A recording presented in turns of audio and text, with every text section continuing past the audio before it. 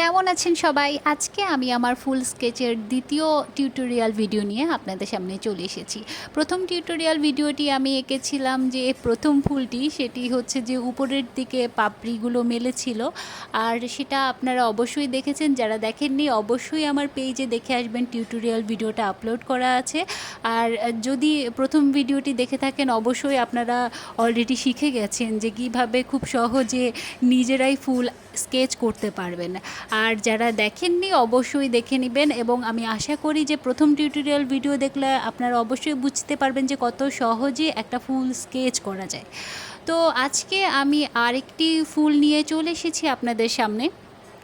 আজকে আমি আপনাদেরকে যে ফুলটি এঁকে দেখাচ্ছি সেটি হচ্ছে নিচের দিকে পাপড়ি মেলে আছে, ঠিক এরকম একটি ফুল আমি আজকে আপনাদেরকে এঁকে দেখাচ্ছি।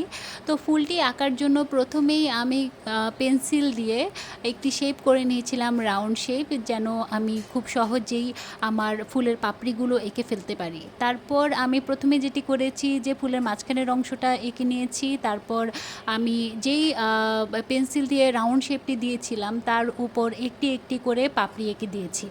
এরপর ফুলের পাপড়ির মাঝখানে কিছু দাগ টেনে দিয়েছিলাম কলম দিয়ে, যেন দেখতে ভালো লাগে। আর ফুলের পাপড়িগুলোতে একটু দাগ থাকলে তখন বোঝা যায় যে এগুলো ফুলের পাপড়ি, দেখতেও অনেক সুন্দর লাগে। তারপর ফুলের ডাঁটার অংশটা খুব সুন্দরভাবে এঁকে দিয়েছি।